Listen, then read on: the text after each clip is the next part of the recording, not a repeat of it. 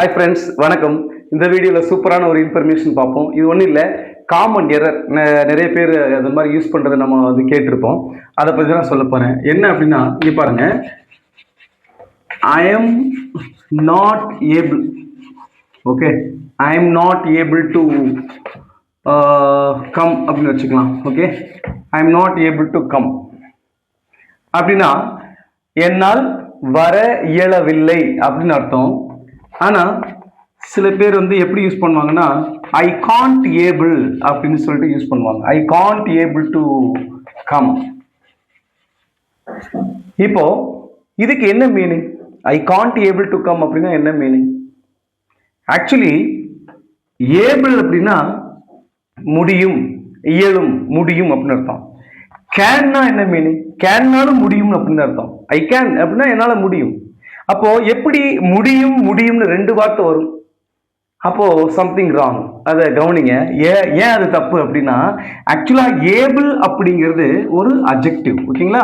அட்ஜெக்டிவ்னா நான் உங்களுக்கு சொல்லியிருக்கேன், நவுனுடைய ஸ்டேட்டஸ் சொன்னாலும், அது நவுனுடைய நிலை என்னங்கிற சொன்னாலும் அதுவும் அந்த அட்ஜெக்டிவ் தான். இப்போ இந்த அட்ஜெக்டிவ் வந்து எப்பவுமே பார்த்தீங்கன்னா ஒரு பீவோவுக்கு பின்னாடி தான் நம்ம வந்து யூஸ் பண்ற மாதிரி வரும்.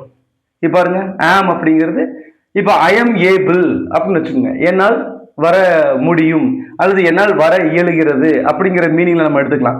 ஐ am able, we are able, you are able, they are able, he is able, she is able அப்படிலாம் சொல்லலாம். My father is able, my parents are able. So நம்ம இங்க என்ன யூஸ் பண்றோம்?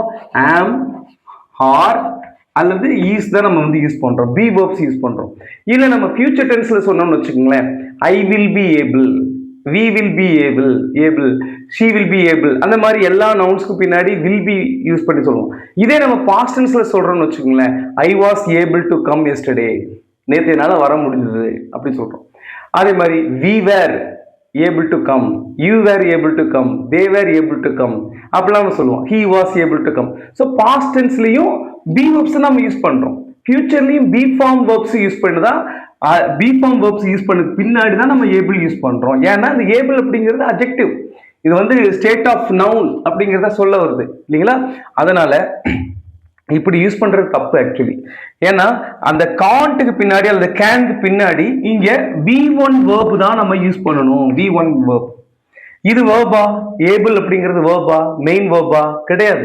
ஏபிள்ங்கிறது ஒரு அட்ஜெக்டிவ். ஸோ இந்த கேன் அல்லது காண்ட்டுக்கு பின்னாடி V1 verb தான் யூஸ் பண்ண சொல்லணும். உதாரணத்துக்கு ஐ காண்ட் கம் அப்படிதான் சொல்லணும். இல்ல பாசிட்டிவ்ல சொன்னோம்னா ஐ கேன் கம் அப்படின்னு சொல்லலாம் இல்லைங்களா?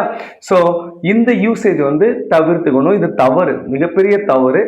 காம்படிட்டிவ் எக்ஸாம்ல கூட கேட்கலாம், இந்த மாதிரியான சென்டென்ஸ் கொடுத்து வாட் இஸ் மிஸ்டேக்னு கூட கேட்கலாம், இதோட ரைட் ஃபார்ம் என்ன அப்படின்னு கூட கேட்கலாம். ஸோ போத் ஸ்போக்கன் ரிட்டன் ரெண்டுலையுமே இந்த தவறை பண்ணாதீங்க. தேங்க்யூ.